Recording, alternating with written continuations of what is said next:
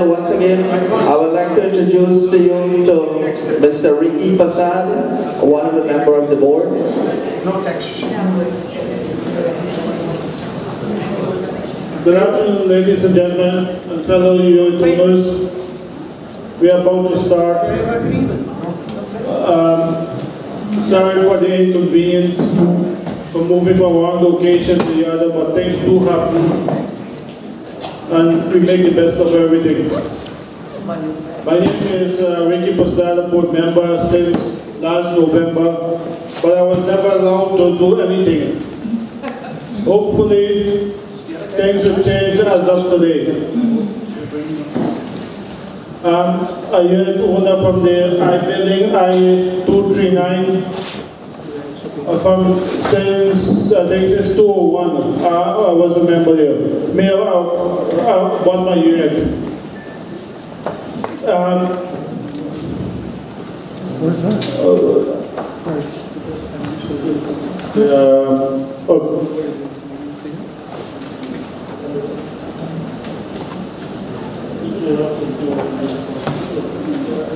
That's what.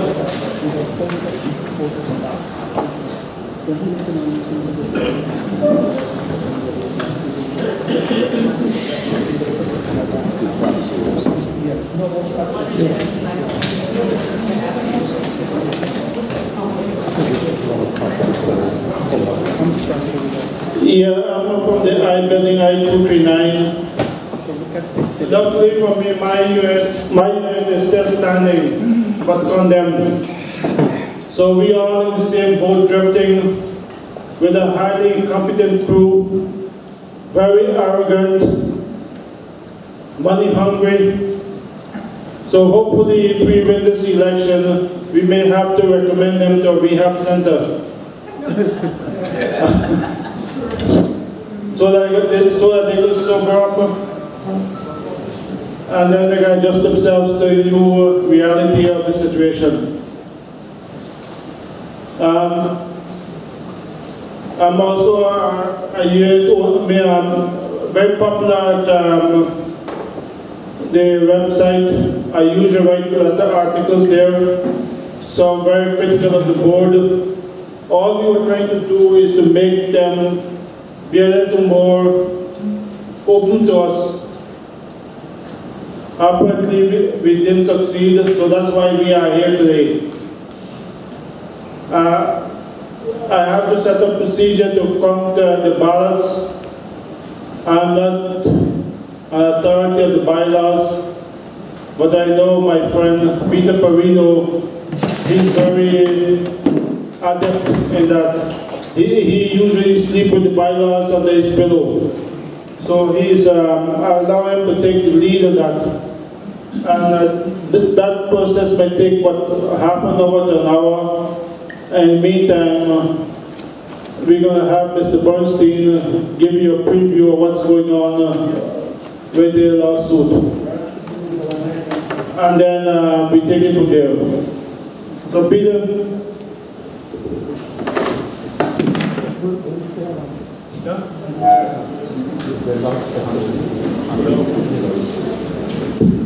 Hello, hi. How's everyone doing? No. Really? You got heat, right? No, I just want to tell you we have coffee, cakes, water, soda. Just free to help yourself. This meeting was convened according to Article 2, Section 5 of the bylaws. Removal of the Board of Managers for failure to do their duties. One is they're dysfunctional, they do not function as a board, they're not looking out for our best interests. We don't see audited accounting report, we don't see where the $90 is going, we don't see where anything is going. There's no communication, there's no information, and this is why we're here. And I just want to tell you, this is a legal meeting because we achieve the quorum. That is. Now, this is a great accomplishment in itself. You know, we worked very hard. We called everyone, even though we don't have an updated list. We don't have people's phone number. We went to the county. We got their tax roll, which is not really accurate, especially with addresses. It doesn't have phone numbers. There's no email. So, we did a great job. I just want to recognize some accomplishments and some people that worked very, very hard to make this happen. Susan Shapiro, you probably know one of my students.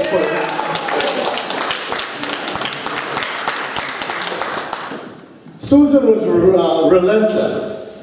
She called night and day. I think she was calling, she was daydreaming, sleeping, calling people. And thank you, Susan. You did a wonderful job. Also, Ricky Prasad and Janet Prasad also called people constantly. Where's Harsh? Harsh. Take your seat here, my friend. The youngest person. He's the youngest. So basically, I just want to introduce myself. My name is Peter Perino. I'm a New York State licensed broker. I mostly commercial shopping centers. I'm also a property manager for a very well-known company that manages over 100 shopping centers, mainly in New Jersey, southern New Jersey, in this area, upstate New York where I'm at. I've been there for about 13 years. I know real estate. I know we have a very good opportunity at Grandview, especially now, and we must capitalize and take advantage of it. We need to take the lead and step up front. We cannot lead from behind. So this is why we're here today. I don't know, are there any questions? You want to know anything else about me? This is all being recorded. Yeah. You said you mentioned quorum. What is your quorum? And I want to know how many active board members are here. There are 2 active board members here. One is Hirsch and one is Ricky. Myself, Joshua Harris, and Joshua Bernstein is running for the board. So there are 5 of us. Ivana Johnson, I don't know where she is. Since she was elected, no one heard anything about her. Herb Smith, John O'Neill, and the Lucchese's were invited. They chose not to participate and boycott this meeting. That's their loss. We also invited via certified mail, I believe, our lawyer, Paul Breen from Reed Smith. He could not come because he was not given permission by the board and Brian Roth. The accountant, I believe he charges $54,000 a year, was also invited. He chose not to come here because the board did not give him permission to attend. Adjusters International, I don't know if you know who they are. I think they're probably going to be getting about $3 million of our money for just doing nothing. They showed up at one meeting on May 20th, and that was it. So that's a sweet game.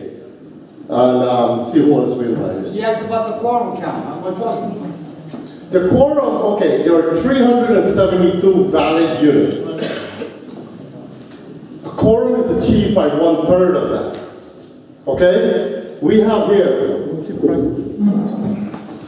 These are all proxies we have, which is part of the quorum. I believe there are 75 here, and probably 10 more came in today. You have these also. Okay? I got 76. So with the proxies, and with you folks present here, thanks for coming, by the way, we achieved the quorum way past. I think we're probably close to 150 now, but I'm not sure. So that is a great accomplishment in itself. Okay, I'd like to maybe introduce some other members of the board. Joshua Harris, he's also a real estate tycoon in this area, as well as upstate. Joshua.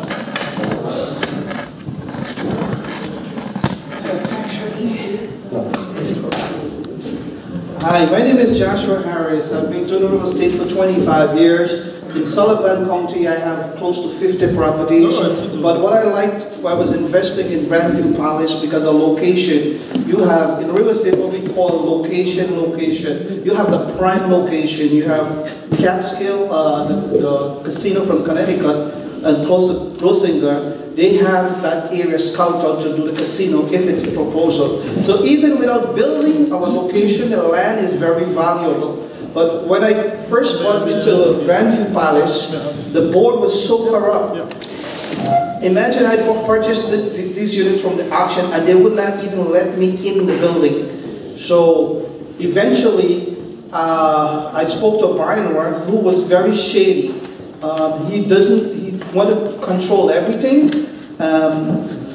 There was no transparency where the money was going. When you asked him for financial, he would not divulge any information. So I think today the board, with all the members, it's not myself only, a lot of dissatisfied members with the transparency of the whole association.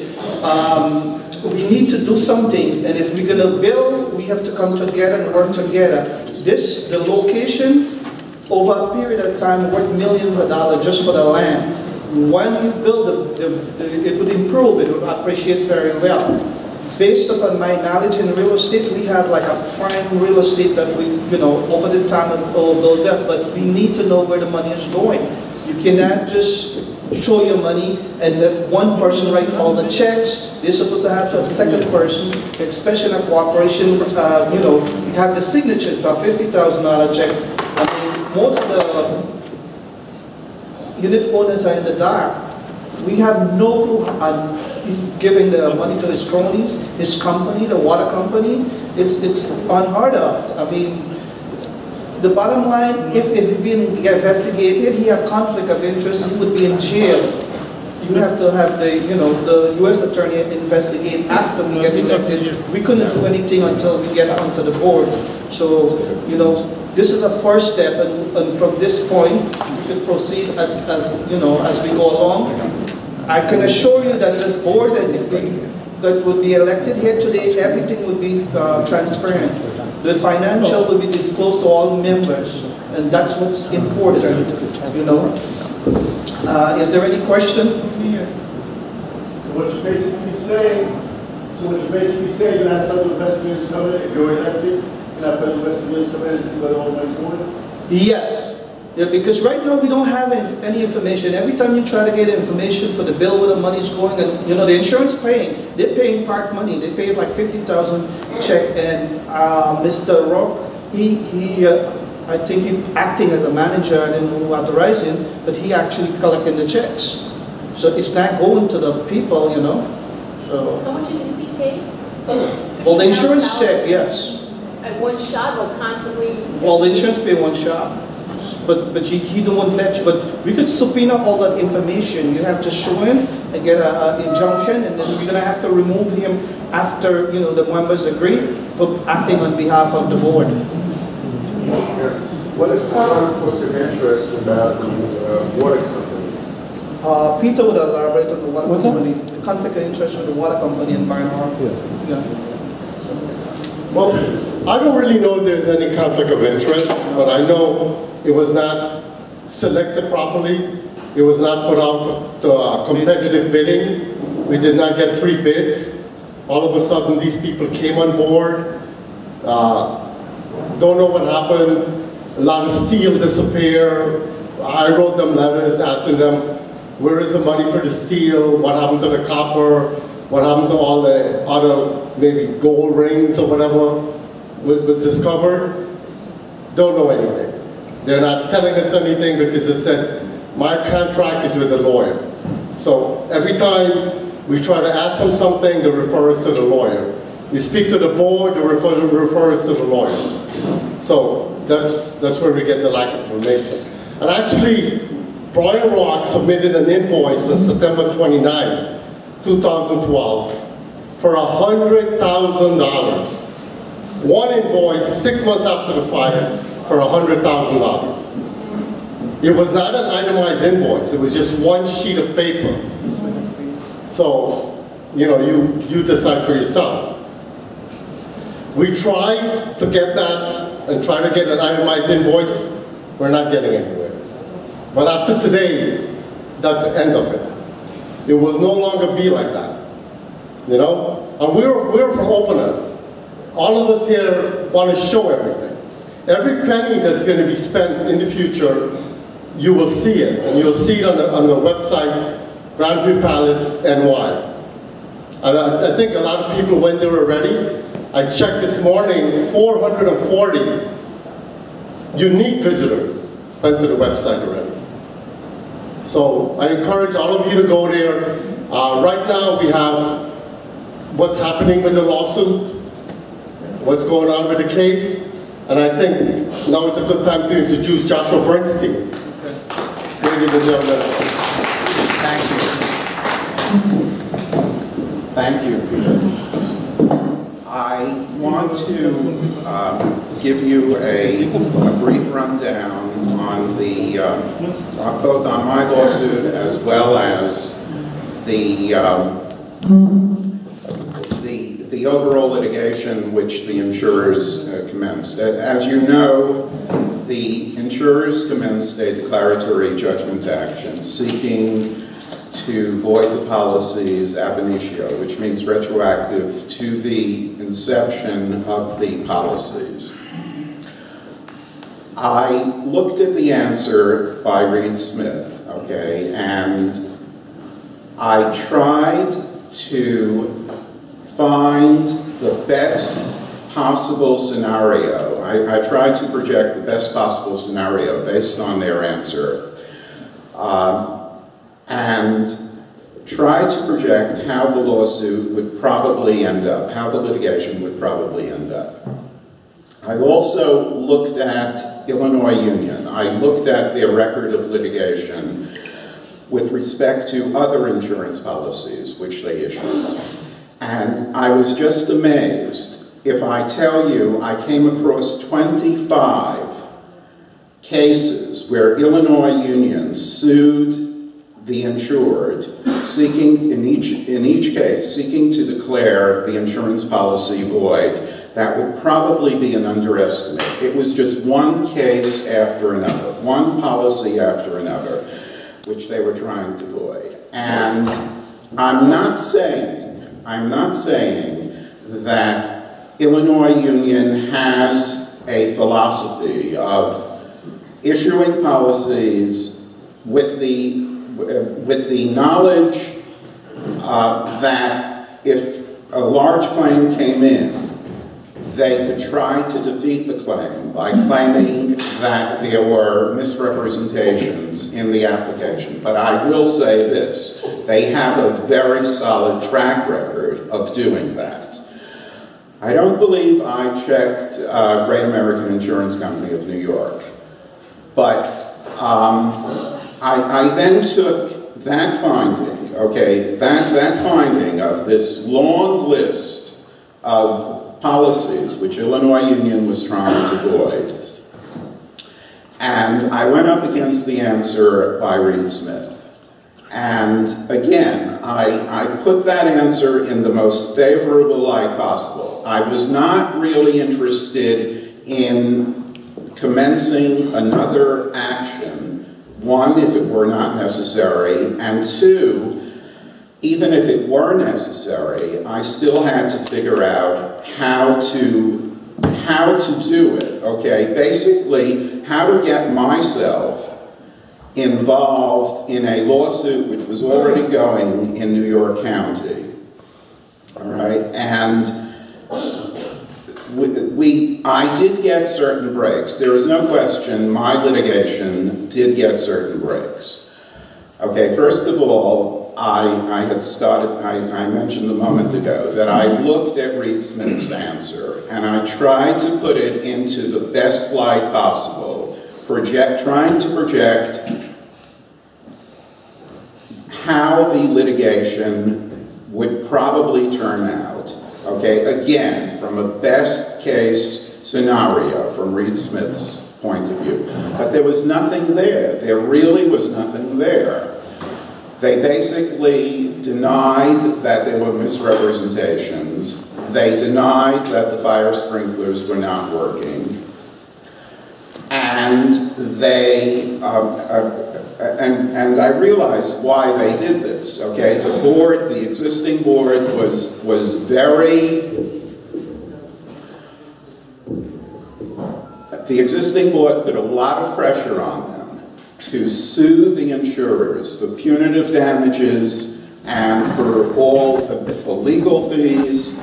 Okay, none of that made any sense, okay? The only thing that made sense was the insurers' declaratory judgment action. The insurers asked the court to basically rule as to whether or not they had to pay out on the policies. And again, the insurers have, at least Illinois Union, has a very, very strong track record in terms of aggressively fighting payouts, of aggressively trying not to pay out on insurance claims where large claims, especially where large claims are involved.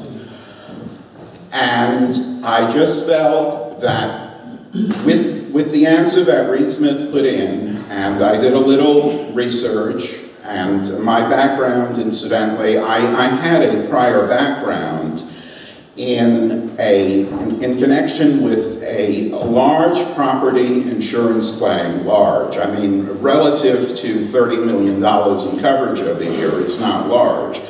But it was over a $200,000 claim, which it was a project that I was given when I was clerking,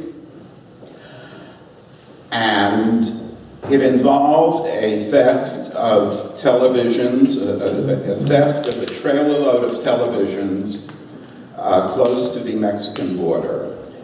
And initially, this was similar to the Grandview claim. It also involved a property insurance policy.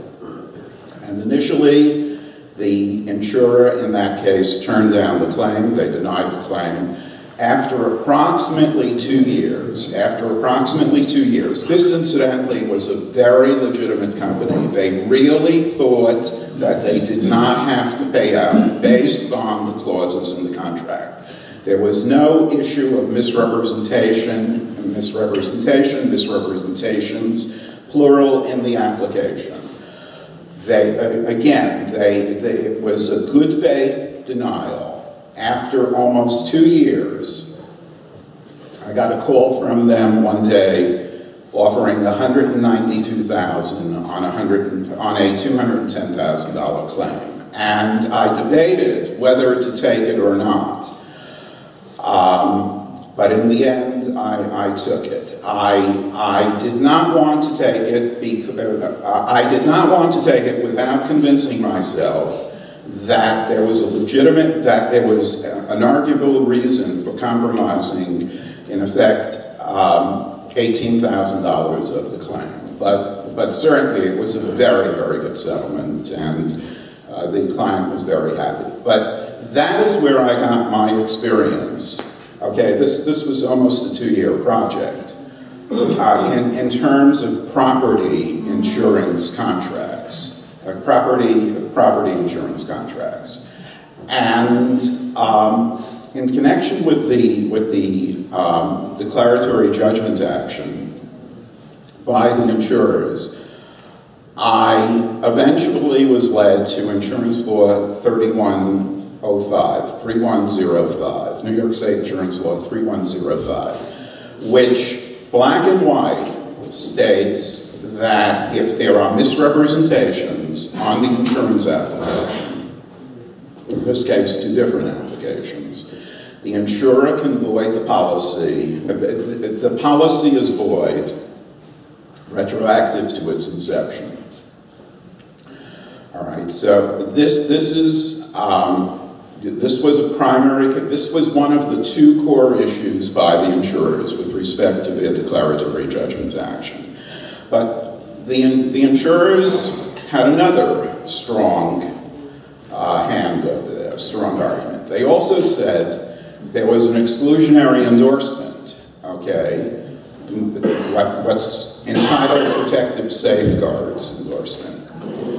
And what that says, what that endorsement says, and that's part of the policy, it's certainly part of the Illinois Union policy, the Great American Policy incorporates the terms and conditions of the Illinois Union policy. Whether or not that means it also incorporates the exclusionary endorsements of the Illinois Union policy is debatable. But the argument by Great American is that, you know, our policy incorporates the terms and conditions. Again, exclusionary endorsement is neither a term nor, it may be a condition. It may be a condition, but I assumed that it was, okay? That is not where, you know, that is not a point that I argued against in my paperwork. Basically, I was faced with two solid claims by the insurers, okay? Reed Smith did an excellent job with discovery. Had it not been for Reed Smith, I never would have had access to the applications. Okay, yes, I had access to the policies. Rourke's office had the policies available for review. Okay, I did not personally go to Rourke's office, but I had someone else go up there and basically copy down a list of the endorsements a list of the forms for that policy. The list was on what, in effect, is a table of contents, declarations page. And I then, these were standard forms, I then went on the internet and pulled in the forms. And I had I had insurance law 3105 to deal with respect to the applications. And I also had the exclusionary endorsement, IL 0415-0498, which was the protective safeguards endorsements. The insurance companies only have to win on one, okay? They do not have to win on both. They have to win on one, and there is no coverage. If I win on both, I'm 90% there, okay? The other issues are very, very minor issues. The insurers are claiming that Grandview did not allow access to the scene, did not allow full access to the scene, and there were a few other claims by the insurers. Those are very, very minor. February 25th, I'm scheduled to argue both my motion for partial summary judgment as well as the insurer's motion to try to get my part of the litigation dismissed. All right, now, at the beginning, about 10 minutes ago, I said I got a couple of lucky breaks. Okay, what was one lucky break? One lucky break was that, actually two lucky breaks. One lucky break was I started my litigation in Sullivan County. All right, and I did that, I did the action, I styled it as a derivative action on behalf of everyone at Grandview. Okay, any unit owner can start a derivative action on behalf of the other unit owners, okay, on behalf of the association. At the time that I started the litigation, I was not aware that Grandview, in fact, had incorporated itself. Okay, in fact, even Reed Smith was not aware of that because the insurer's declaratory judgment action names Grandview as a corporation with an also known as. You can't have an also known as with a corporation. You can have a DBA, doing business as, but you cannot have an also known as with a corporation. But as it turned out, Grandview did incorporate itself. It just was not a well-known fact. Okay. I started my action in Sullivan County, and I served the papers. This is where I got a break. I served the papers by mail. You're allowed to serve the defendant by mail in New York if they accept service by mail. Okay? both insurance companies were concerned that they timely answer my service, my attempt at serving them by mail. And so they contacted their respective attorneys and said, put in answers to Bernstein's lawsuit. This is where I got the break. Okay, by putting in an answer, it precludes the insurers from moving to dismiss my action on any other basis than three specific bases. Okay, one is lack of jurisdiction. There is no issue of lack of jurisdiction. One is failure to state a cause of action. That is one of their claims. And the other one is failure to join a necessary party, which is not an issue. Okay, the main claim by the insurers, okay, was that there is already litigation going, and if I wanted to do a derivative action, especially if it's a corporation involved, then I really first had to go to the board and say, board, sue the insurers. Okay, Reed Smith did not do an adequate job in terms of their answer. And the board would have to say, no, we're not going to do it. Okay, at that point, the law would allow me to start the derivative action. I did not do that. Okay, so again, initially, it was my belief that it was an association, that Grandview was an association as opposed to a corporation. And with an association, it's not necessary to go to the board to seeking permission, going to the board, asking them to institute a lawsuit, and then if they deny the request, permitting me to begin the derivative action. With a corporation, it is necessary. But once an answer is put in, that all goes out the window. That is no longer a defense by the insurance company. So the only thing they have is failure to state a cause of action. And on its face, my complaint states a cause of action. It's a complaint for a declaratory judgment, seeking to declare that the insurance companies owe a payout on the policies. All right, so that was a break. Okay, we also got a break with the judge. It's an excellent judge. Okay, New York County Supreme Court has some excellent judges, especially in the commercial part. And Judge Oing is excellent. Having said that, Judge Oing has a track record with respect to ruling on claims by insurers that the applications misrepresented the true state of facts with respect to the property to be insured, and on that basis that there's no coverage. Okay, Judge Oing had a recent case involving a construction company, and he ruled the applications misrepresented the risk, no coverage. Went up to the appellate division for the first department. The appellate division said Judge Oing was right.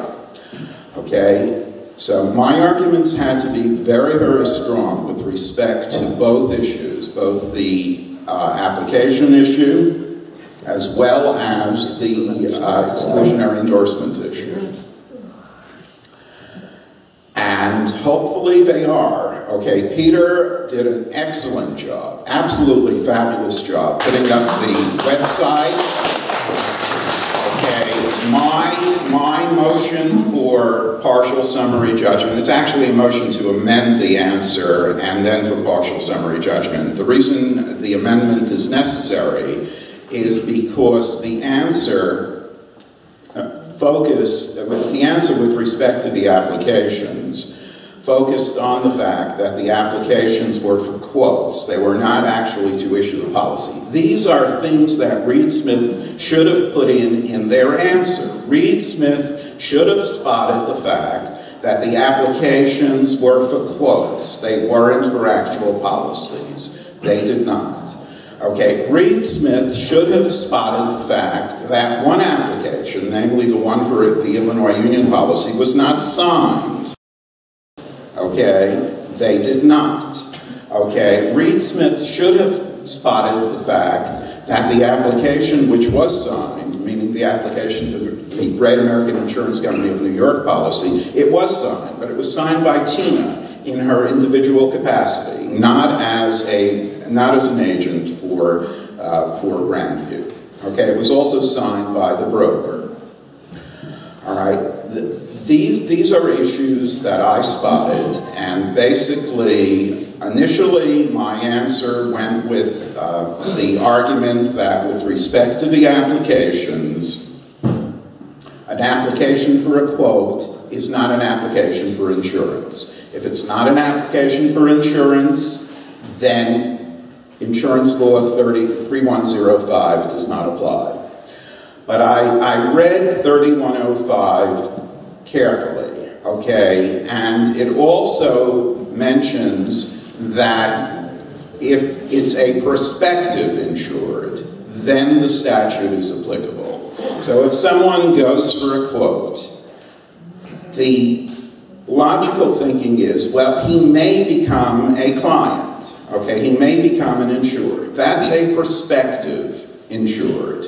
Okay, so I felt it was a weak, I felt what had, notwithstanding that my original thinking with respect to the application for a quote was a good argument, I felt I needed much more.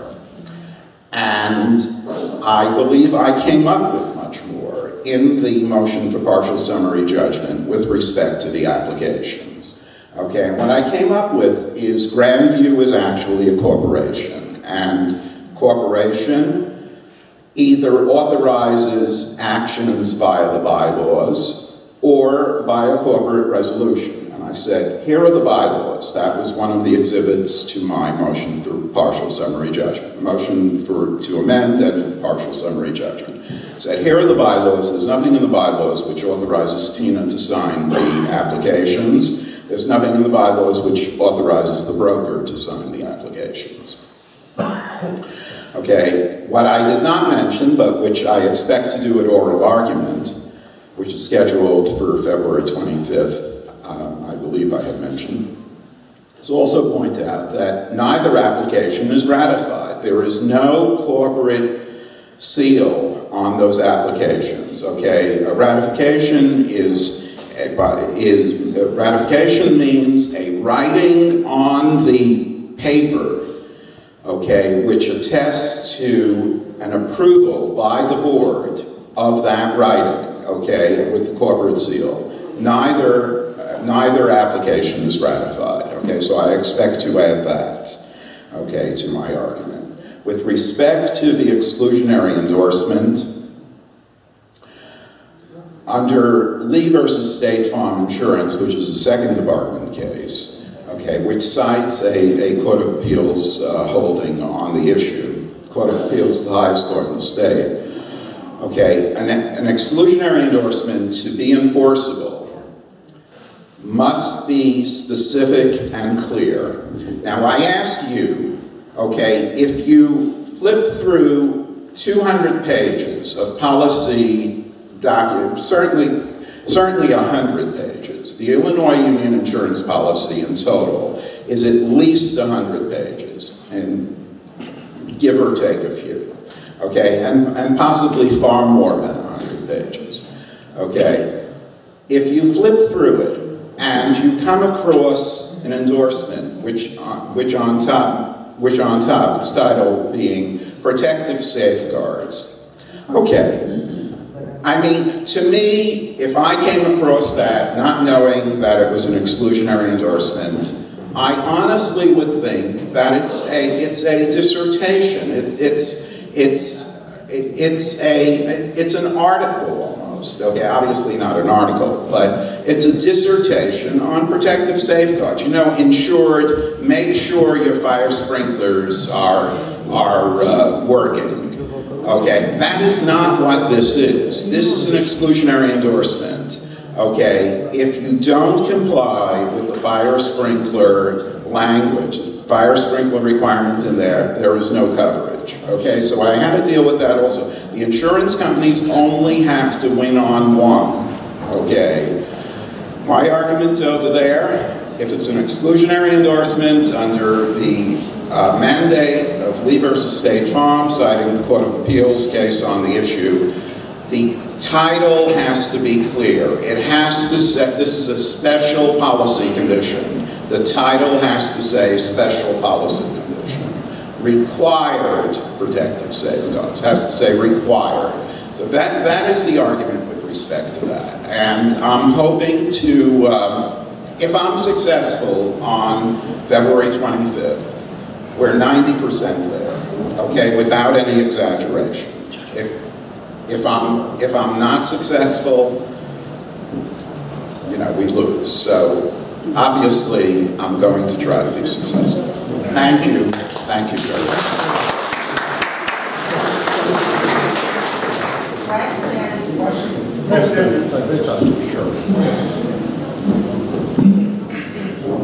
Permit me to ask you two questions. I'll start with a very small question, which leads to the bigger one. First of all, are you the official representative of Grandview in the settlement of this case? I am the plaintiff. I am the named plaintiff in my action, in action number 2. It's a consolidated action, okay? The overall action, okay, the consolidated action consists of the insurer's action against Grandview, as well as my action against, derivatively on behalf of Grandview against the insurers. I had said, I'm glad you asked that, and if I may, just give me 30 seconds. I said we got a big break. One break I got was because the insurers put in answers before they made a motion to dismiss. That was one. The other break we got was the insurers moved to consolidate my action from Sullivan County with their action in New York County. That was great because that meant that the judge hearing the judge presiding over the insurer's action would now have the input from my action to also consider, so that the judge would have a much bigger picture. So to answer your question, okay, yes, I have settlement authority with respect to my action against the insurers, yes. Okay. Can I ask you real question? 1 second before you go. Would you come here because they're recording so everybody could hear? So to ask your question with a mic so the people in the back and everybody. No, right there. Just take the mic so this way that will be recorded and everything. In a nutshell, sir, can you tell us where our case lies at the moment in terms of time, in terms of value, etc.?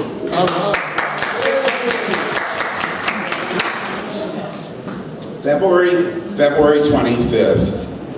Excellent questions, incidentally. Thank you for the questions.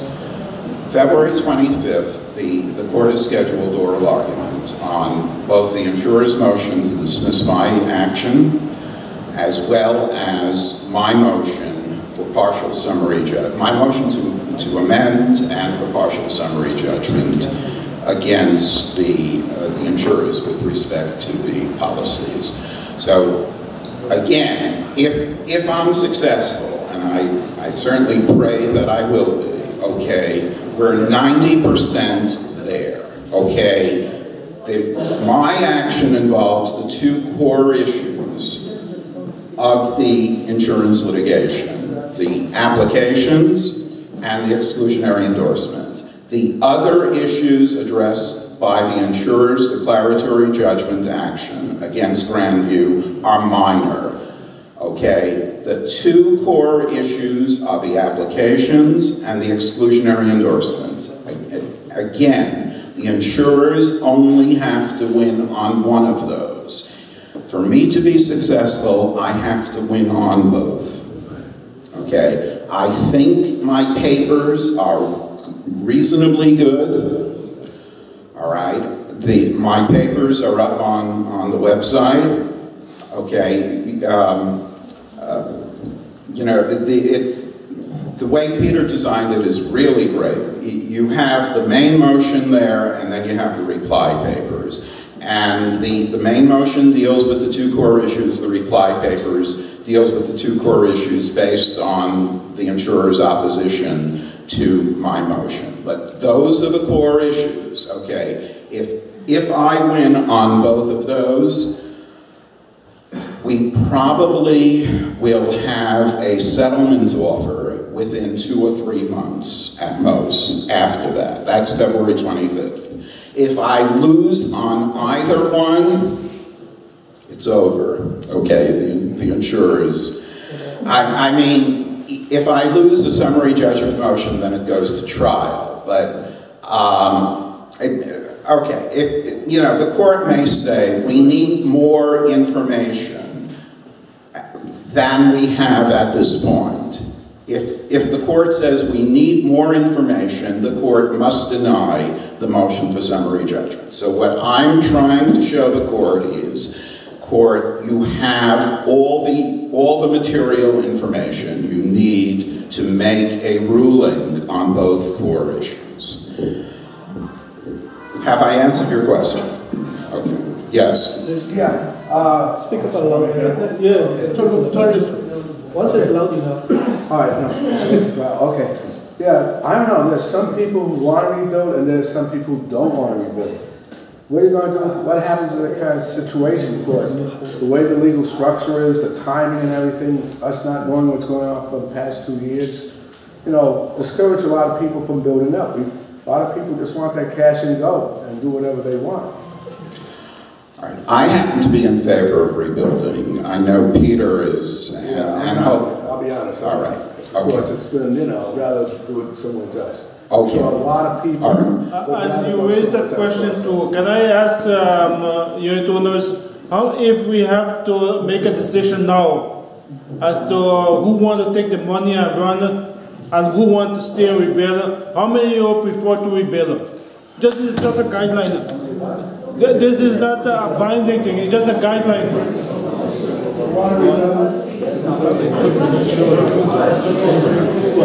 All right, we'll cross. All right,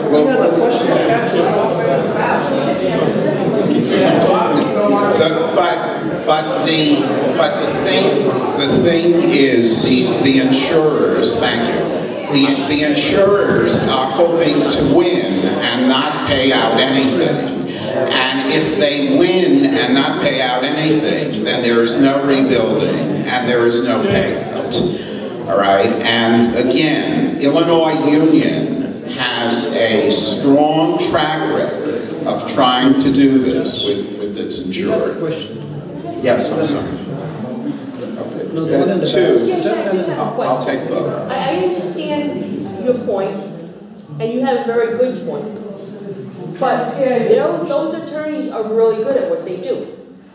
And if we elect a new board so that we have more reasonable working together atmosphere, then it would be more reasonable for you to work with the attorneys so that we really get the best of both worlds. No. You understand what I'm saying? On the 25th, if this new board is elected, it would make sense for you and the attorney who's used to working this type of case and maybe overlooked what you said, to work together and really put it through. Excellent point, but we were in court.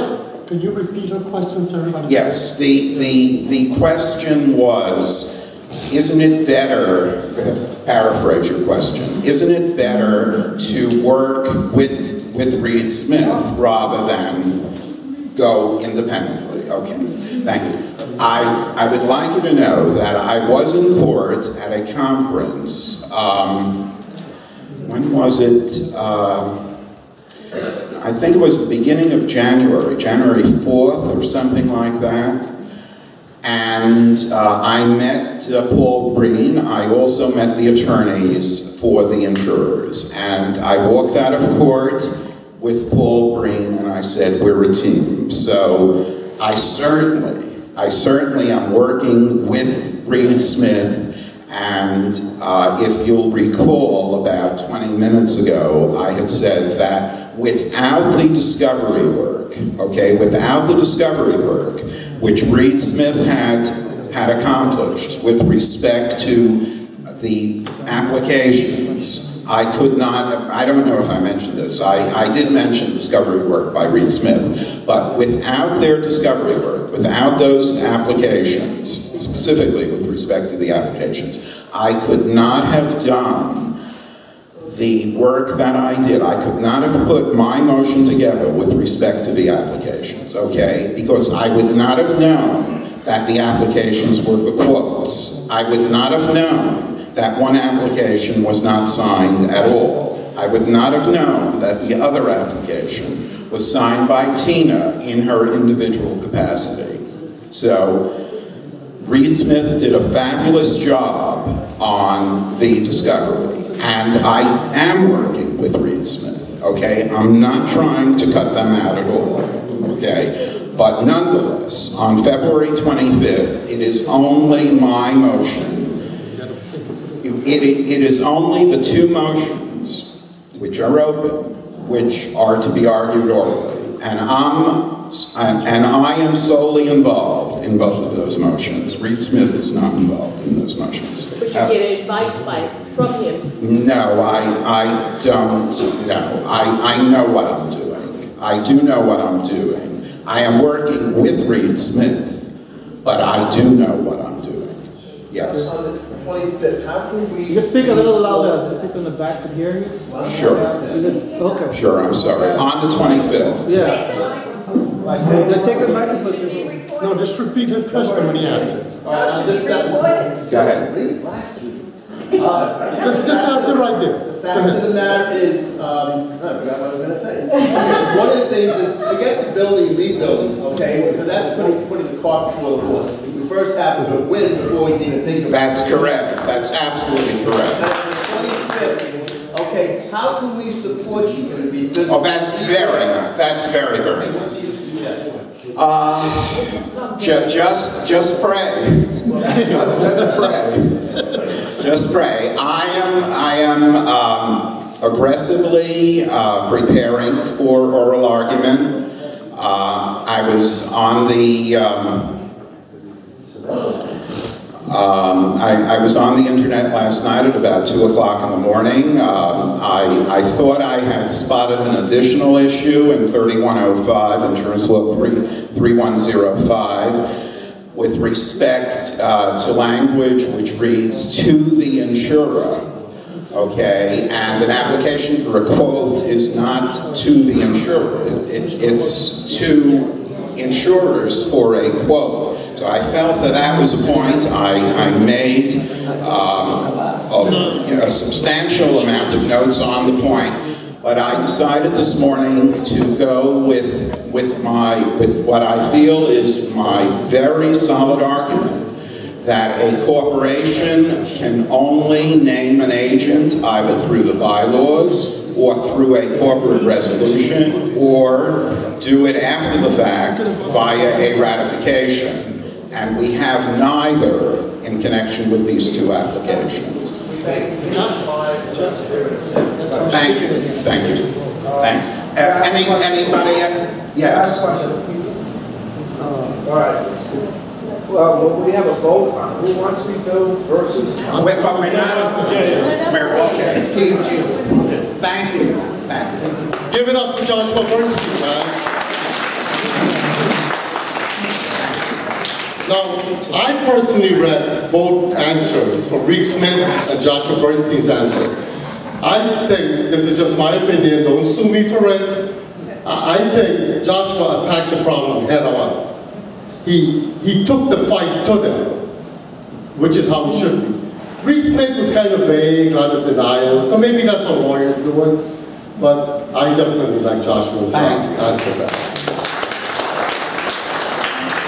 Okay, regarding to rebuild, excuse me, regarding rebuild, it's specified in the bylaws, the procedures that's needed for rebuilding. There are two things, it says, if 25% of the mortgagors or the banks agree to rebuild, we must rebuild.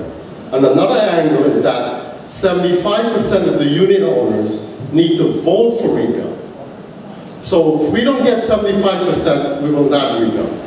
But keep in mind, Sullivan County is changing quickly. Okay, it's changing overnight. 2 years from now, it'll be a hub of activities, a lot of new restaurants, new stores, shopping centers are gonna pop up, casinos are coming. So we're right here in the middle of it, you know? And I think by rebuilding, maybe we can maximize our money. And we'll take 80,000 or maybe turn it to 160. But it's up to all of us.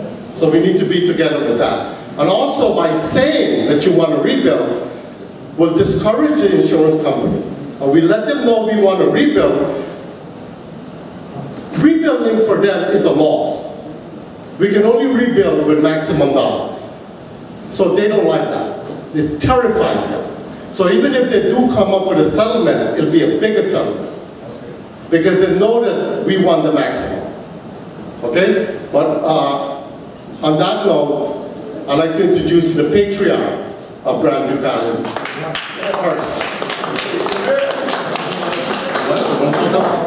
No, sir. I'm going to take up the jacket because I'm going to speak 6 hours. 10 minutes, 10 minutes. 20?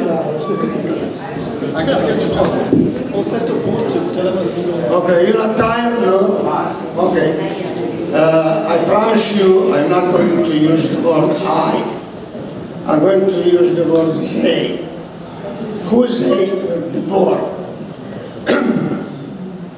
15 years I was in Grandview Palace. 8 years, no more, 10 years I was a board member.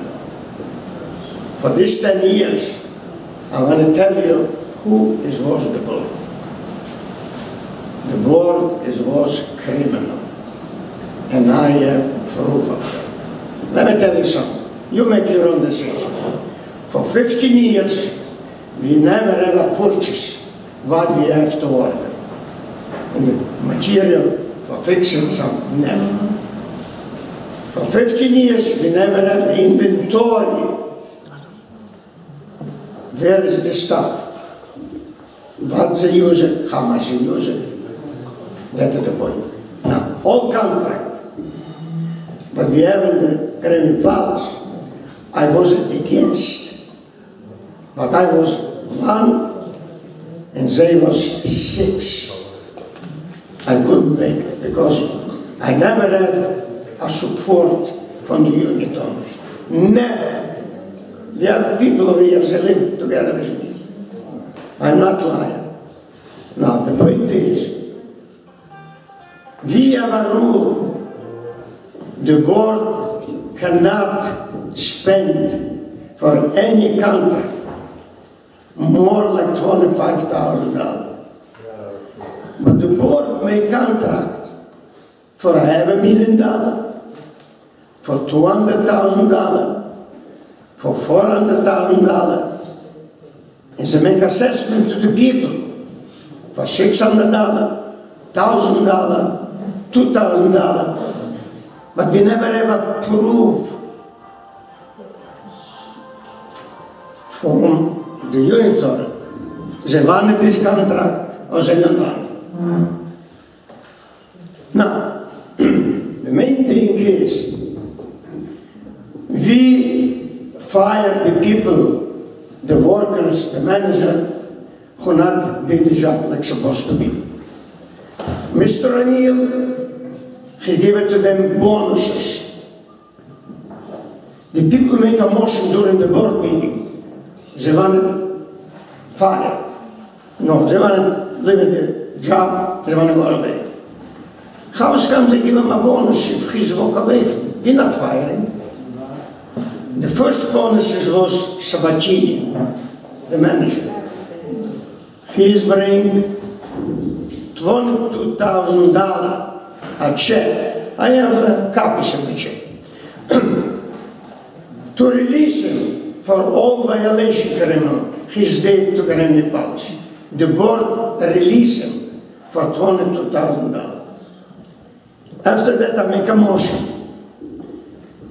If you fire him and you release him, let's see, I just said, you have to fire all family, because his family was 8 people, 3 sons, 3 wives, 7, and they run this place. They're not firing nobody. No. We have 12 units, broken unit.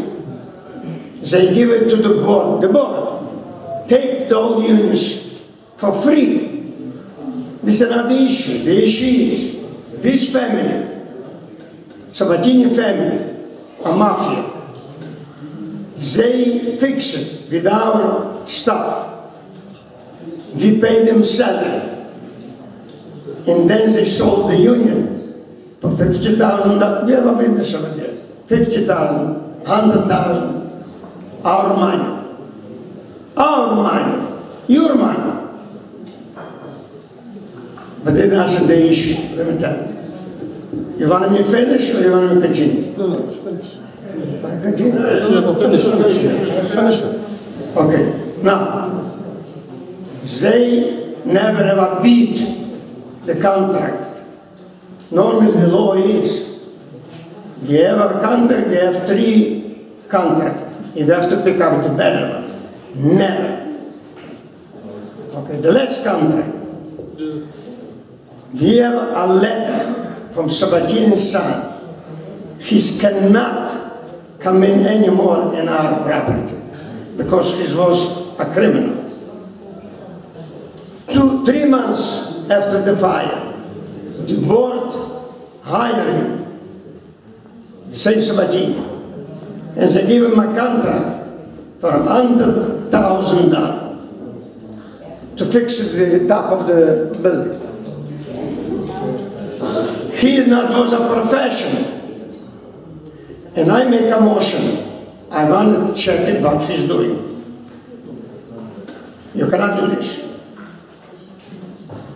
Why I make a motion? Because I'm 64 years a maintenance man. 64 years. And the reason why I run in the board, because I'm a maintenance man. They never give it to me, the position. They give it the position to O'Neill. O'Neill, he don't know what the difference, a nail or a screw. How's come? Now, another thing. The contract was $425,000 to fix the roof in the G building, in the H building. When the contractor come into the contract to sign the contract, the president is not coming, and she's called to the board. I'm not coming to sign the contract. And O'Neill was the vice president. Let him sign the contract.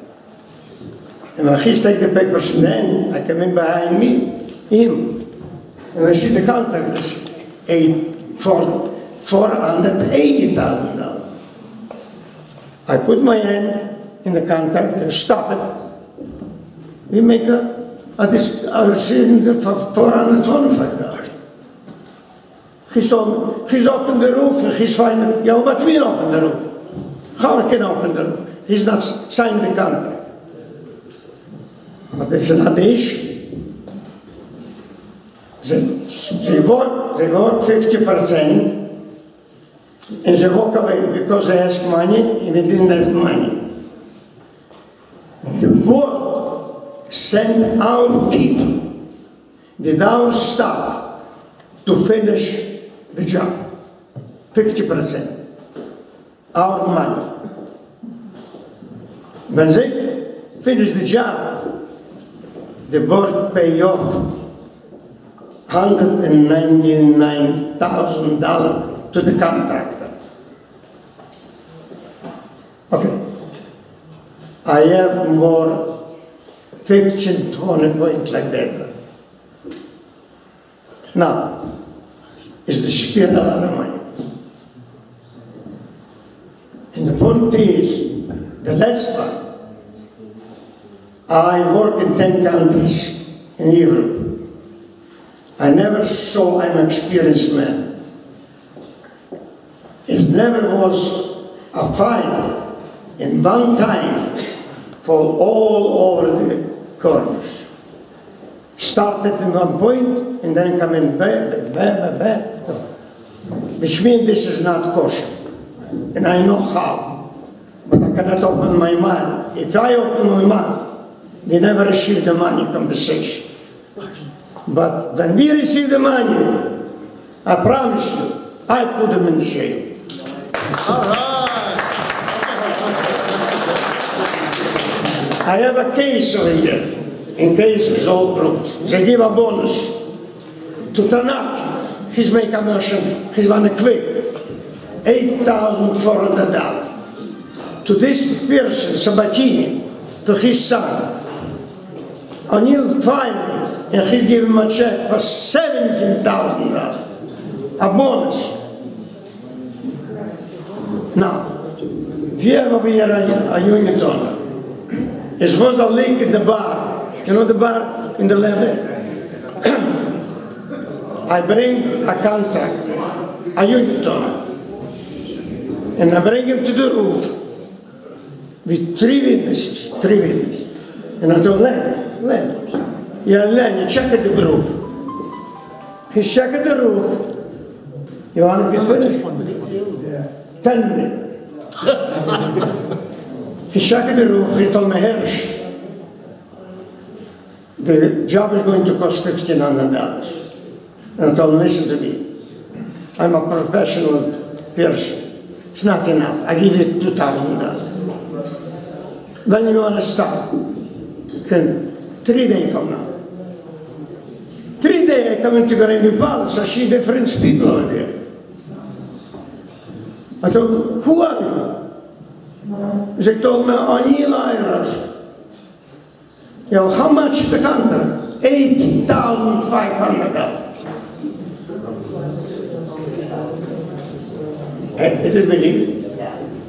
No. I cannot talk a lot because I'm not a good talker, I'm a good worker. Because in May 5th I'll be 94 years old. Wow. Maybe we get the sunman one day. And I'm still working. I'm still working. And I drink vodka. All right. No pills. Only vodka. Okay, people, I think you're tired. And I promise you, you're gonna give me a kiss? Give me. Thank you, Hirsch. I just want to remind everybody, I want to say two things actually. 3 things. Thank you everybody for the support, because we couldn't do this without you. And we've been saying this over and over again, that you are doing this, we are doing this, and each and every one of you are doing it for yourself. And I thank everybody for coming together to do this. I want to remind you that we have a Facebook page where you can get information, and it's Grandview Palace, NY. We also have a fabulous, absolutely fabulous new website, and that is grandviewpalaceny.com.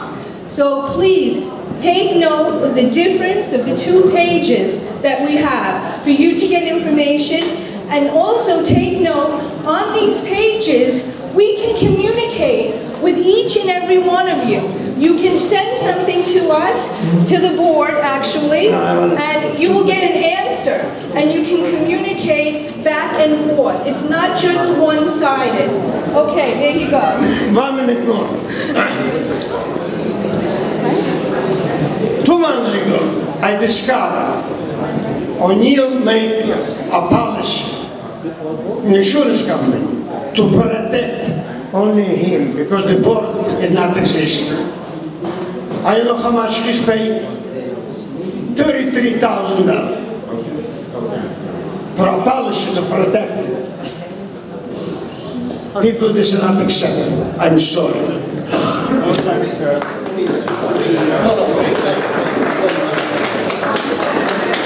All right, give it up for Hirsch.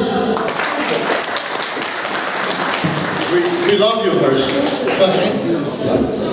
Okay, now, according to the bylaws, we need to elect an inspector of election.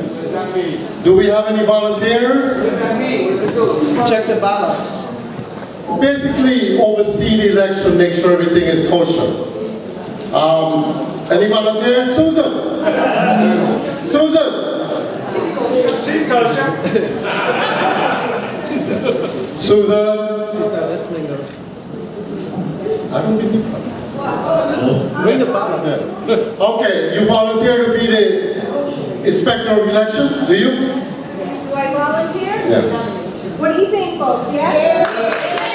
All right, unanimously elected. Any objections? By the way? No objections. All right. Now, we'll take this moment for you, those who have not voted yet, or who have not received the ballot, please step up, get a ballot, or vote. There's a ballot box.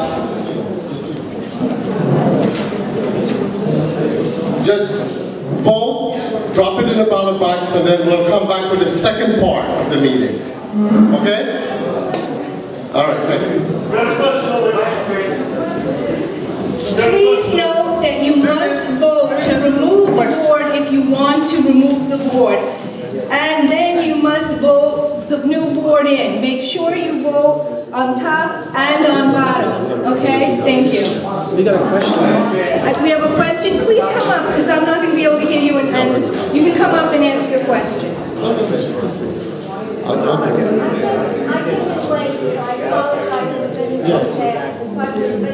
Nobody could hear you. Come on, don't be shy. If I could do this, you can, because I'm very shy. Okay. Okay, who's your question to? The new board, or hopefully the new... Well, I want to know, first of all, has the board been invited to this meeting? Yes, the board received letters, and they received internet letters, internet emails. They've received several ways of communication from us to invite them. And they all refused? Yes. Well, they're not here, and so, yeah, we didn't ask for RSVPs, but one or two board members did say that they would not attend. And basically, because we didn't ask for RSVPs, the fact that they're not here says it all. All right, and the other question that I have, and I don't know if it was answered, is what's been happening to the $90 a month? The $90? That's something, that's the old board that is doing that, and I think you have to talk to one of these people to see where it's going to go from. Can we finish with the ballot though first? Yes. Yes. Let's do that first. Let's finish voting first, and then we'll pick it up from there, okay? Have some coffee, have some soda. I think there's some cakes for like 5 minutes. Okay? Thank you. There's a question for you.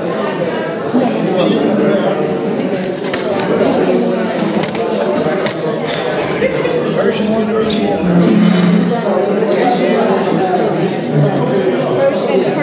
Hirsch, right?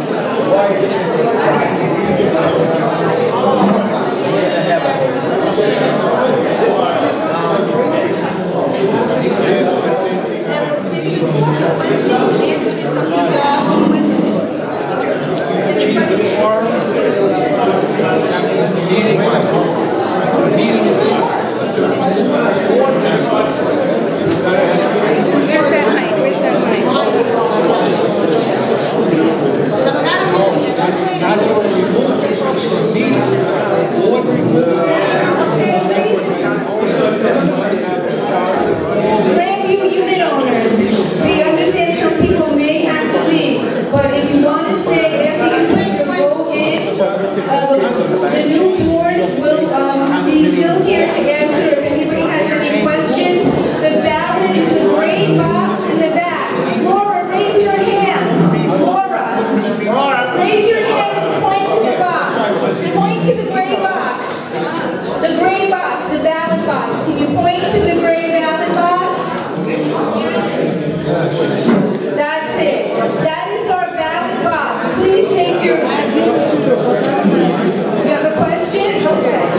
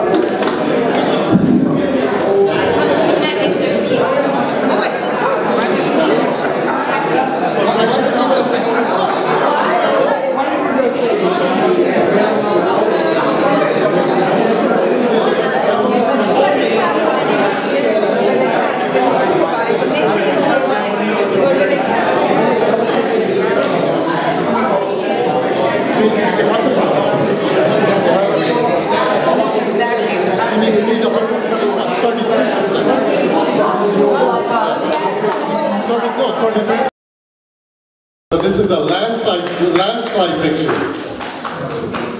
Say that again. I don't know, do you mind if I sit down so I can see the computer? You do?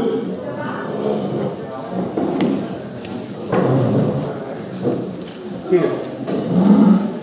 Okay, we'll have roll.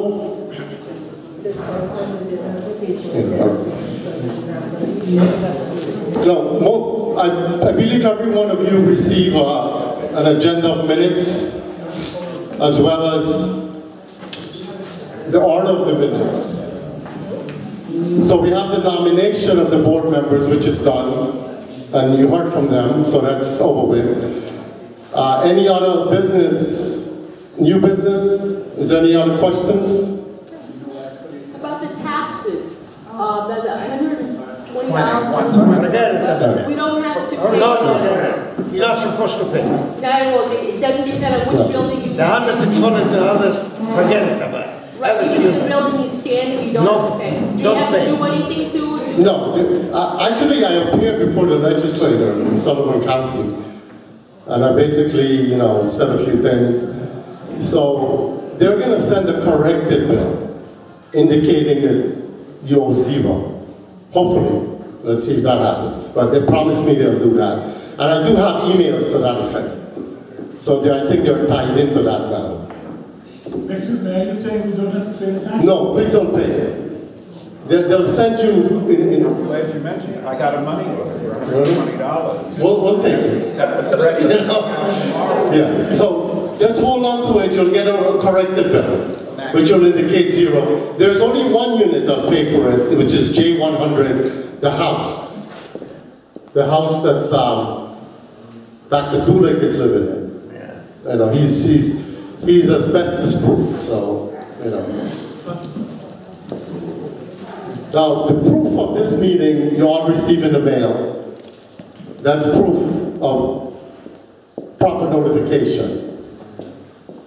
And now, the reading of the minutes of the last preceding meeting, the board does not keep minutes, and they never had a meeting, so there's nothing to read. Report of officers, they're not here. They, I think one guy's in Florida. I think Rajwan is probably sitting outside in his car. The Lucchese's, maybe I think they're in the Cayman Islands somewhere. So, no officers here, so there's no report. Next meeting, you'll have a full report from us. Report of committees. The former board did not encourage committees. So, there are no committees. However, we encourage committees. So, we're going to be looking for people to be in the finance committee, rebuilding committee, construction committee. A lot of committees we're going to be forming, so we're looking for volunteers. Election of the inspector of election, that was done duly according to the bylaws. Election of members of the board of managers, which you just voted for. So basically, we're all elected. We're going to give you the final figures, and the final count is going to be posted on grandviewpalaceny.com. Unfinished business, there's a lot of unfinished business, and we plan to finish it. Insurance case update, well, you heard Joshua's update. Reed Smith did not come because he was not authorized to be there. The board told him he cannot attend. So he didn't attend.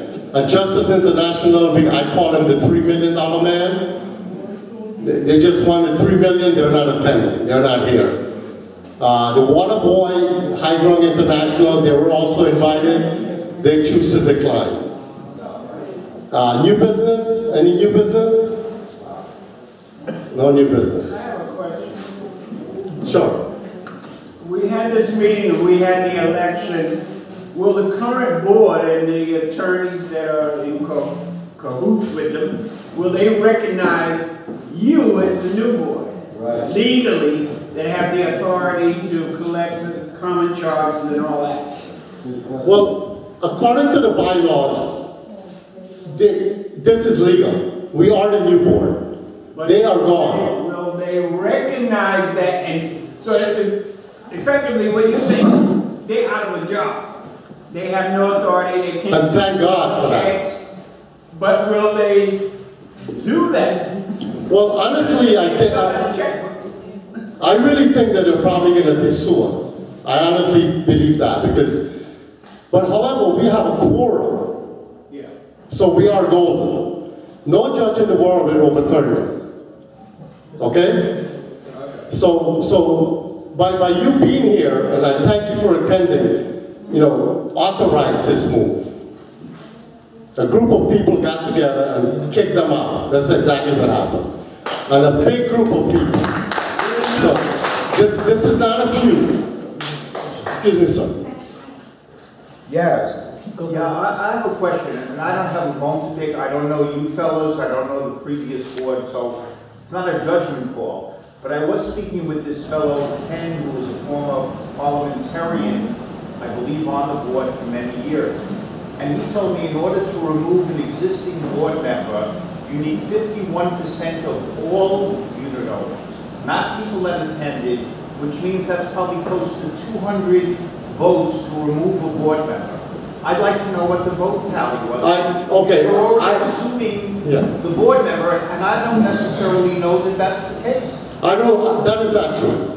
According to Article 2, Section 5, and I urge you to read it yourself, removal is specify exactly what you need to do to remove.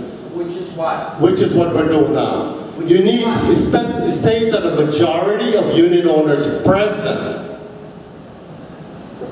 at this meeting. Then I stand corrected, but I don't know that. No, okay.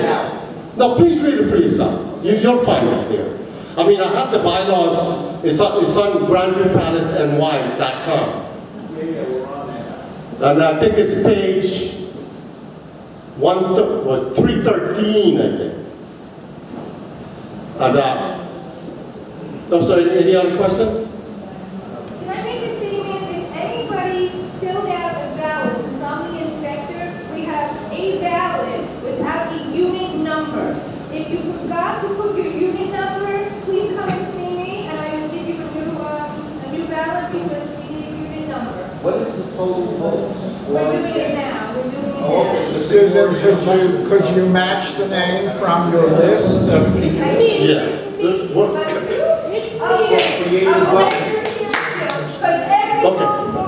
I'm sorry. Go ahead.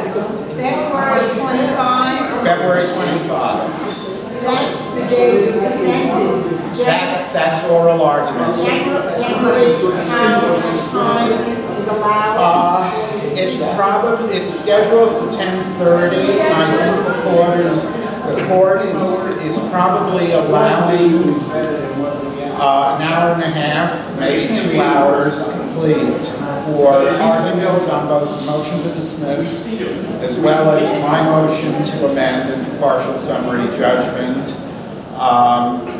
And in addition, a status conference. That's also on the calendar at the same time. Originally, a status conference was on for February 19th, but that's been adjourned to February 25th. So the question is, how long does it allow? There really is no cutoff. If it, the judge's decision. Sure, thank you. It's okay. It's okay. I just want Okay. The judge's decision may very well be a reserved decision, which means that the judge and his law clerk will confer subsequent to the conclusion of oral argument. On the other hand, I think that the issue of the dismissal, the motion to dismiss, might be decided on the spot, inasmuch as CPLR 3211 subsection E provides that if an answer has already been served, a motion to dismiss could only be based on one or more of three grounds. Those being lack of jurisdiction, which is not a basis for their motion. failure to join a necessary party, which similarly is not a basis for their motion, and failure to state a cause of action, which is a basis for their motion. What they're saying is that my action is for a breach of contract action, notwithstanding that black and white, on paper, it says declaratory judgment action. It is not my action that's for a breach of contract action. But conversely, it's Reed Smith's answer, which asserts a counterclaim for breach of contract. That is not appropriate. Okay, a breach of contract action is not appropriate where an insurer has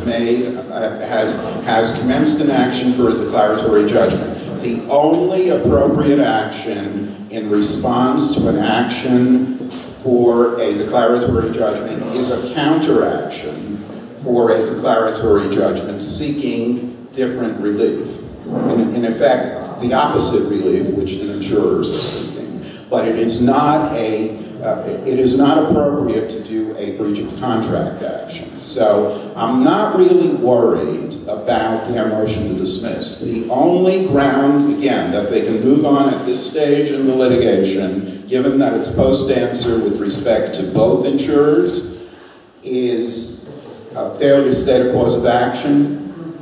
My declaratory judgment complaint states a cause of action. Yes. And now, what if your complaint is dismissed? Then you want to appeal it?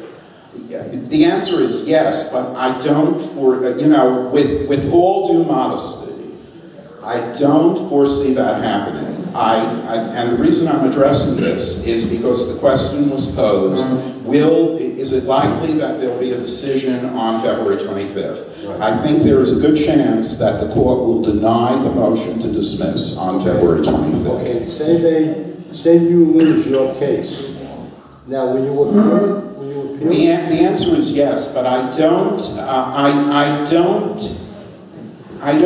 foresee that happening. I know who the judge is over here. I know the judge's law clerk. I know the thinking of the judge's law clerk. I know the thinking of the judge. All right. I know that the judge was leaning against Grandview based on his prior experience with an insurer's action to seek a declaratory judgment, denying, validating the insurer's denial of a claim based on misrepresentation, or misrepresentations, plural, in an application. Okay, the judge has a track record on this issue. He has at least two decisions that I know of. The most recent one, he ruled against the insured, okay, and the insured might have thought that he had an advantage because he came from the same country as the judge, okay? The judge said, no, I'm going to rule honestly, and he ruled against the insured. Okay, now what if they appeal? Then what happens? How long does that take to be?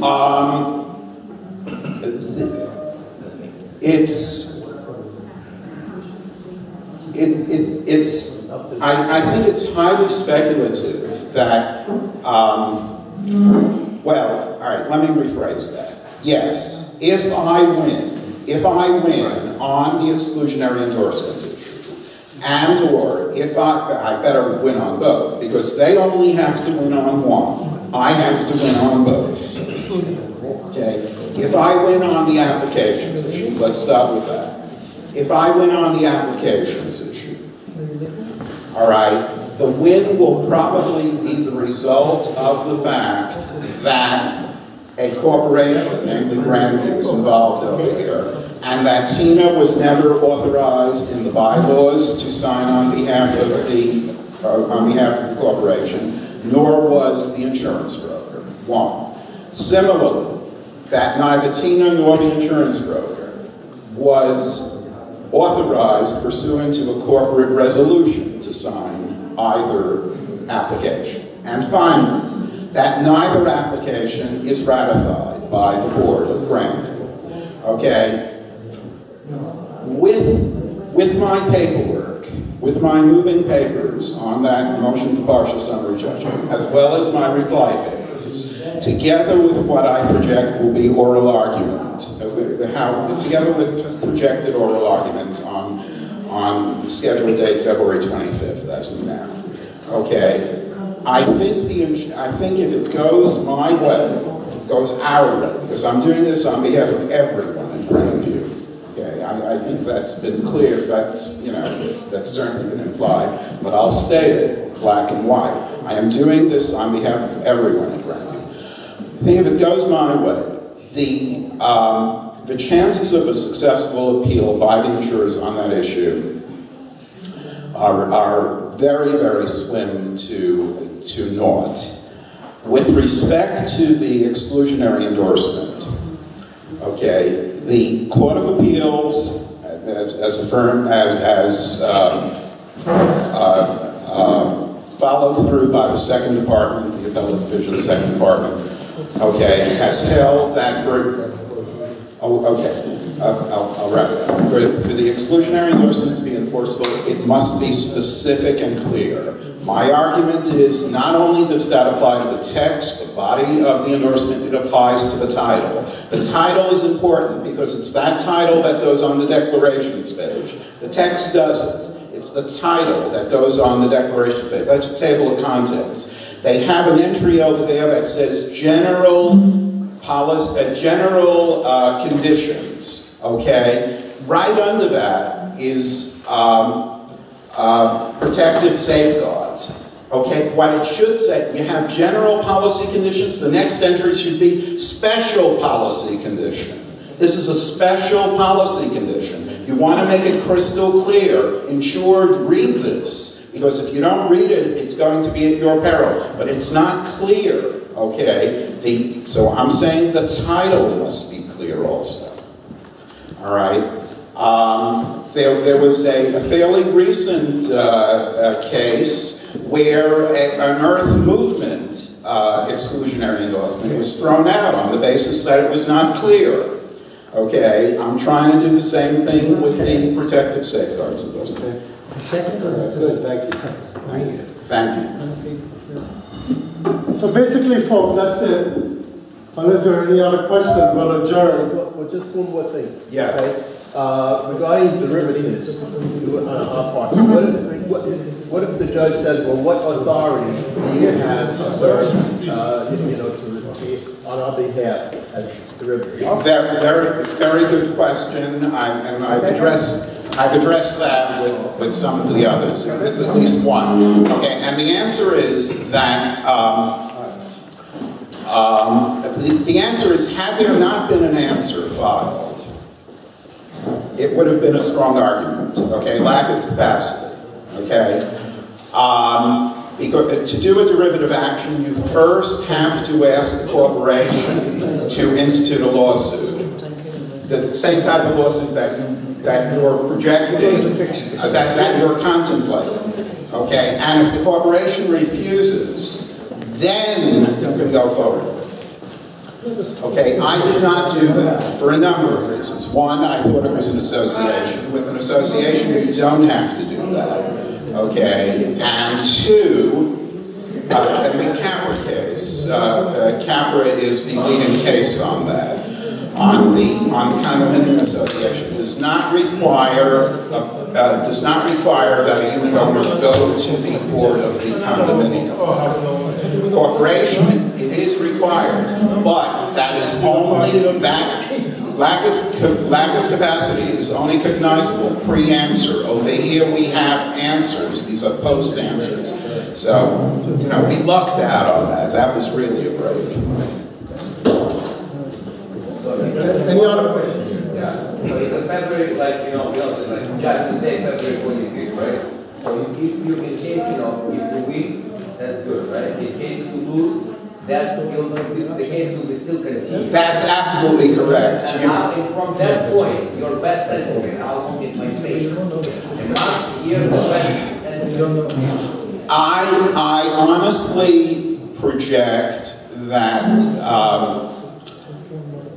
that there will be a ruling on the exclusionary endorsement issue. I think it's very clear-cut. Excuse me. With respect to the applications issue, you know, I'm trying to come up with the sharpest arguments possible, and the argument that a corporation can only authorize via the bylaws, the corporate resolution, or the ratification is my strongest argument. I started to say before, I was at 2 o'clock this morning, okay, I focused on 3105 of the insurance law, which says this only applies if the application was to the insurer. Okay, the insurer is not filled in on either application, it's blank, okay? And it's also not an application for insurance, it's an application for a quote, which was in my answer. That was the original answer, that's in my answer. But it's not strong enough. What's strong is the authority of the corporation, what's strong is the authority of the agent, or lack of authority of the agent. Corporation is very, with respect to authority of an agent, when we're dealing with a corporation, it is very, very strict. It's very limited. There's a very limited route. Either bylaws, corporate resolution, or ratification. You don't have any of that over here. You don't have one of those over here. Therefore, no authority. Right now, that is my strongest argument with respect to that issue. But again, I'm still trying to hone that argument. I'm trying to hone my argument with respect to the application issue. It's, and there may not be a decision on that. Okay.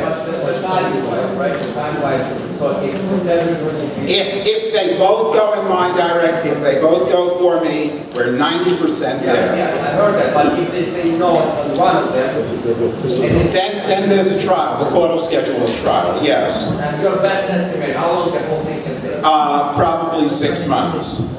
Probably 6 months. So we should hear anyway, we should hear something by the end of this year, right? Yes, so yes. I think the results should be by the end of this year. We got yes, but I'm hoping that we have substantial results based on February 25th projected court date. Yes. What's your specialty in law? Do you have contracts, and this happens to be a contract. Okay, it's an insurance policy. I'm sorry, there was one question on this side also, or? Yeah, let me ask you a question. I know that, maybe I brought up too late, but a month before the fire, the county, wanted to condemn the building. Right. Why didn't anybody sue the county? I actually started a lawsuit against Grandview for negligence. This was before my lawsuit. That was dismissed for failure to serve properly. Okay, and I reconsidered. Okay, I reconsidered and felt that the focus should be on trying to help everyone at Grandview get their money from the insurance policies. Okay, so that lawsuit is over, but there is no question, Grandview was negligent in allowing the electrical work, the way it was done, to proceed. Okay, there were uncovered wires, there were live wires, exposed wires, okay. You had the rags in the boiler room, which might have spontaneously combusted. Okay, that was negligence. Okay, but I don't want to pursue that. What I want to pursue is the insurance policies on behalf of everyone. How much will it cost to rebuild? I don't know, but just so that everyone knows, the insurance policies, as is a standard clause in all property insurance policies, virtually all property insurance policies, the insurance policies have options for the insurers to opt to rebuild. So that would obviate the need for a vote, okay? An insurer always has a right to rebuild, or replace, or repair, okay, in lieu of payout, okay? So, how much would it cost? I can assure you, what's your first name? K. What, K or K? K. I can assure you that if they opted to rebuild, that it would cost them the $30 million. I can assure you. Plus interest. No. We're not looking to bankrupt the insurance companies. Sorry. We just want AIG. That's true. That's true. That is true, Peter. But that's what I wanted to say. But what's really funny is the name of the website, which the other board came up with, gvpjustice.com, okay, as if they are entitled, as of right, to the policy proceeds. No, it's an uphill battle, okay. The insurers, if they can show the misrepresentations, are entitled to a judgment in their favor. And the main thing we have going in our favor on that issue is the fact that a corporation is involved. Because a corporation is involved, it makes delegation of authority to an agent much, much more difficult for the insurers to prove. And in fact, I think it makes it impossible in this case. Okay, if Grandview were still an association, okay, we would have a much more uphill battle on that issue, okay, because there is no question that there were misrepresentations. But again, the fact that they're a corporation really helps us. Yes, I'm sorry. They weren't a corporation when they took out the policy, were they? Yes, they were.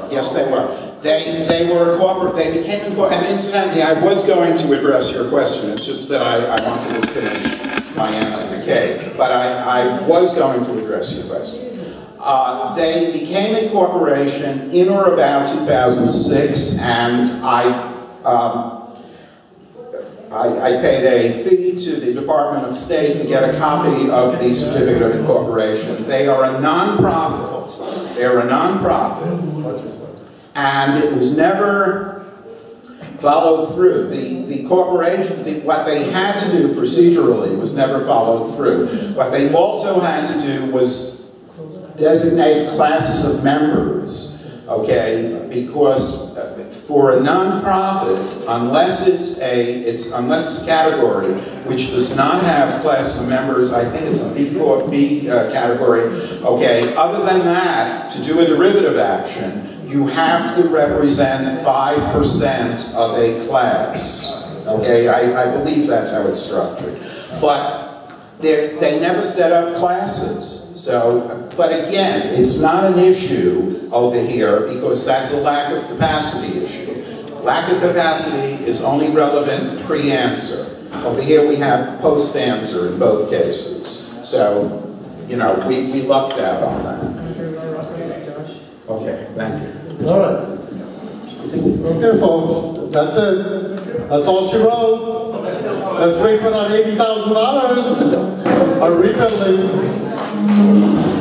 Thank you for coming. This meeting is now adjourned. Okay, I second it. Thank you. Kate, are you more confident now? Thank you. No, I mean, you know, given your question before, I seek advice from you. Yeah, you see, it's not that I think it's just the number of people involved. But at this point,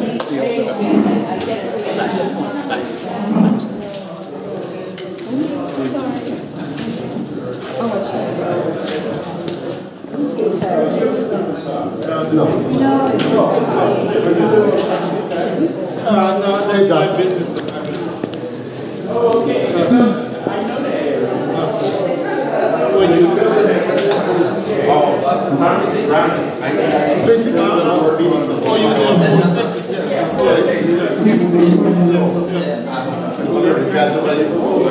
at your meeting? No, it's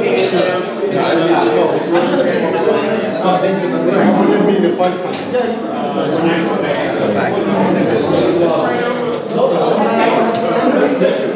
Yeah, my business. So I might use that as the official place to send your bills and things because we save money. It makes sense to pay my $4,000. The minutes of the meeting. You don't have one. You want to do the secretary? I can. I know. Right now, you probably No. But you have the shelter. Yeah, we have to get it to put them You have to give it to us, give it to us, give it to I know, we expect them to give us some nasty food. Yeah, but then the judge will decide it. This is okay. So what about the counter? We don't know what to do. Actually, we don't this all right. This is the minutes of the Yeah.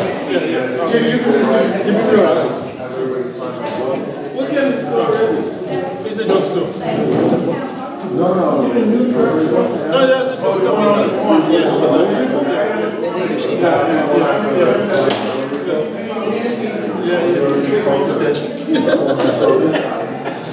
Are you there? Or you? Yeah, I think you're on the left. You're already signed. You can just compare this. All right. What? Are you serious? I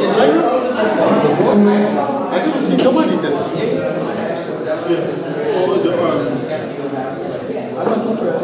So basically,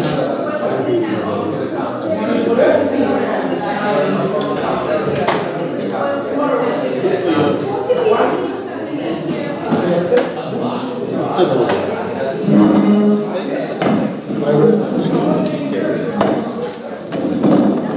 What do you think, Aaron?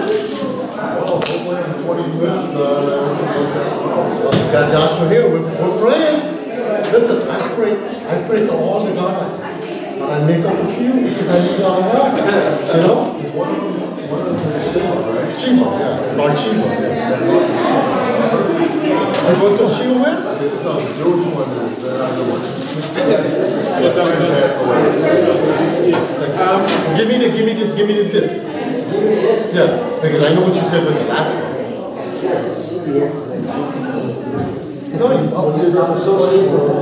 so how am I going to get 11, 101st. Ozone.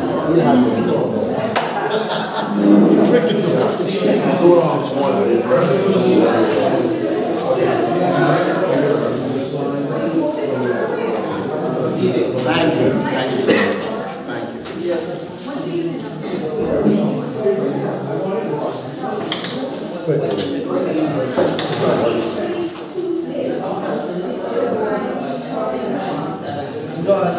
Give me my license. Put it in.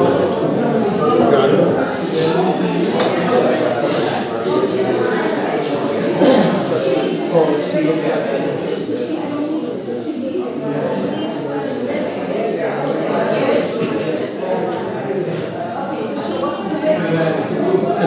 Peter, you did an excellent job getting the quorum. You're welcome. You're very welcome. But, I mean, it was very, very difficult. Especially this chapter. We have the list, we have the phone numbers. I mean, not too much. 30 things came up, right? 30 came up. All you mean on the And then the numbers we called, Susan called, I called, Ricky called, Shelly called. You know, he said, well, you have and he said that, then I said, Shelly, you're going to have Bobby B here, hours. What are you going to have? And then he yeah, well, he could have been having but, I mean,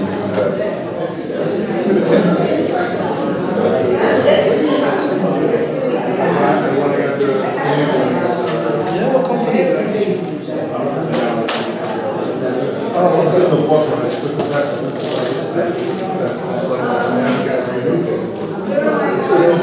It's June 14th. Yeah, mine is in March.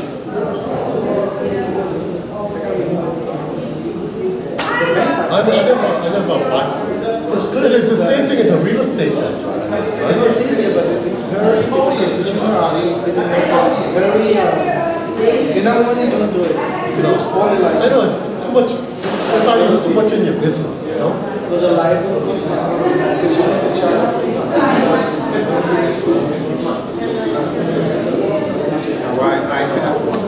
Susan, sign this. Give him your driver's license. This is for the inspector of elections. So you read this and sign this. Did good.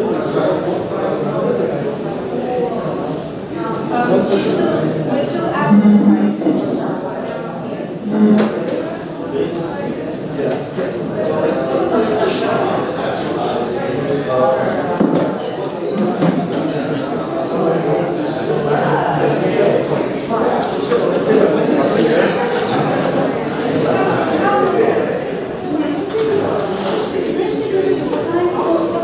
Я вчера была готова.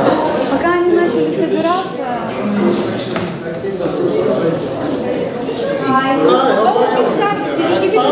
She's in the back. Oh, we're so sorry. You know, like my son goes back to college. Goes back to college. Yeah. How college you going? Да, я не успел. Yeah, so that's why, like, the time he passed, Я it понял, was давай. too late, and we didn't want to come here for the meeting and then go back home. So you're staying on campus or around? Yeah. So how did You went great. Yeah. You know, we achieved it. We got the quorum, so they're gone. I need a signature, talk in 2 minutes. I'm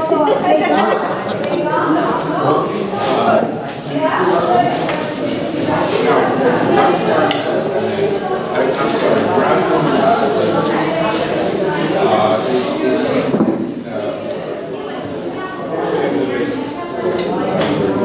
freshman.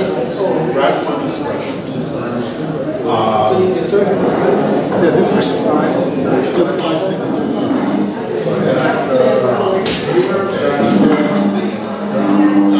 Bernstein, that Bernstein and Harris? Joshua Harris. It's the one Ricky Massa. Ricky.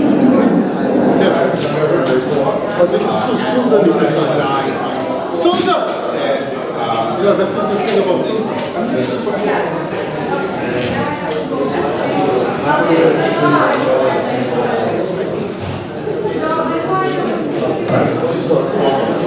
I run out of minutes on my cell phone.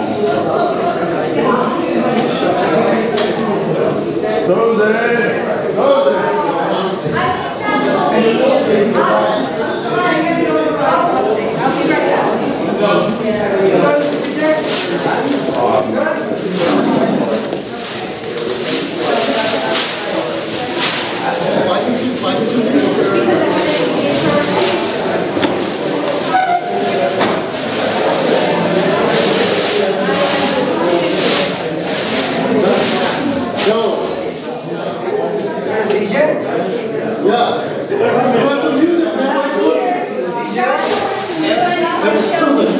Please, everybody.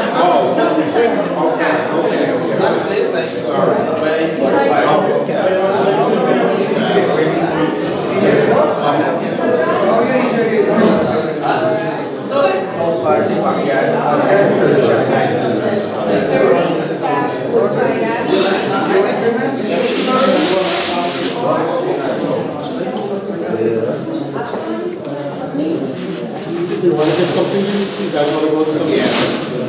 You gonna cook at the restaurant? Yeah, remember? Did you get it? You're going to Liberty Avenue. Bugs on here, he went to drive somebody back. I know, so Liberty Avenue. So you want to go with us? Let me see if these are.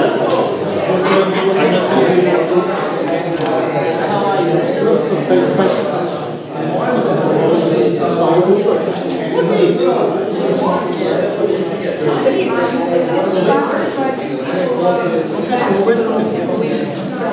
You'll be back in a few minutes. Thank you. You're not going to wait? Okay.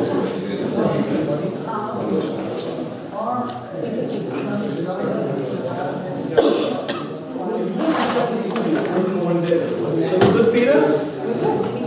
You want to go eat something or what?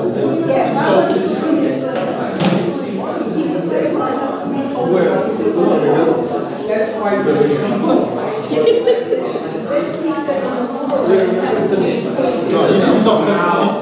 We're gonna have Indian food. What's the name? There's a vegetarian Indian restaurant on 74th. The meat, this is vegetarian. The meat they give you is synthetic. Right. You don't say chicken. What's that?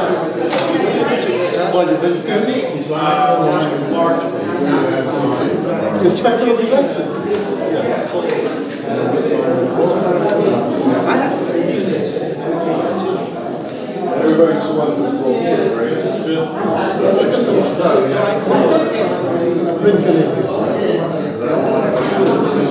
okay, you just start this. You just start this, right?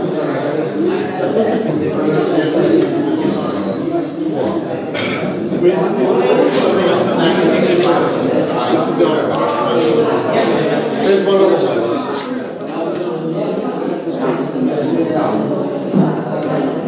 That one is on the right? Yes.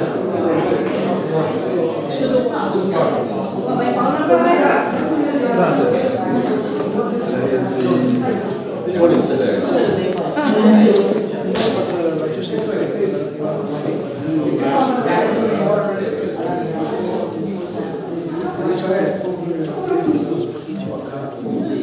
Josh, we have to give them time. Okay, let me go back and help out the guys. And the board, the committee, so you will help us over.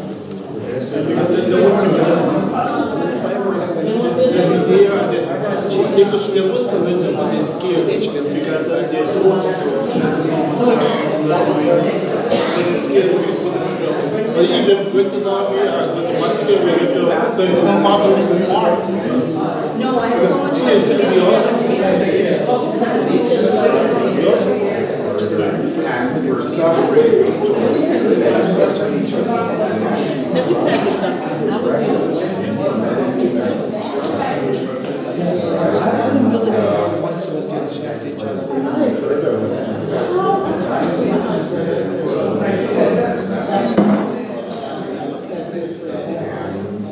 That's what he did. Looks like you just got your stamp seal over there in that little box here, right? Yeah, seal it. Give me one of my forehead too.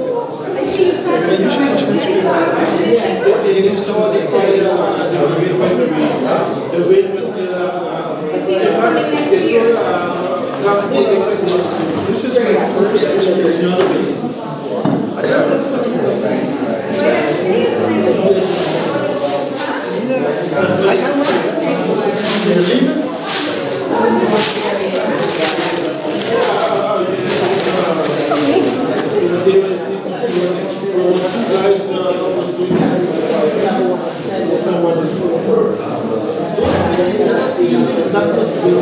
This picture was There you go. It's a thick side up.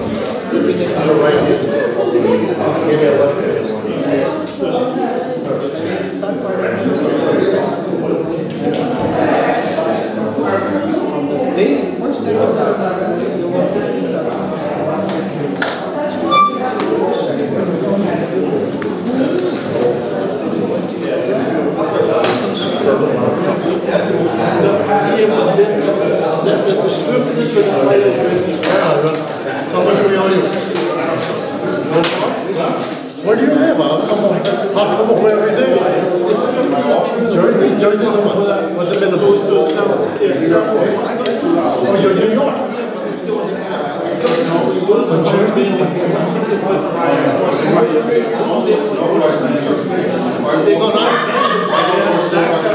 yeah, but if somebody brings something out of state with New York, we're going to go to the Indian place. We're going to go to the Indian place. I know you want pizza, but Come on. Everywhere we go, pizza, pizza, pizza. No, this is not pizza. Race. No, this is raised in the village. This was voted number 4 on all the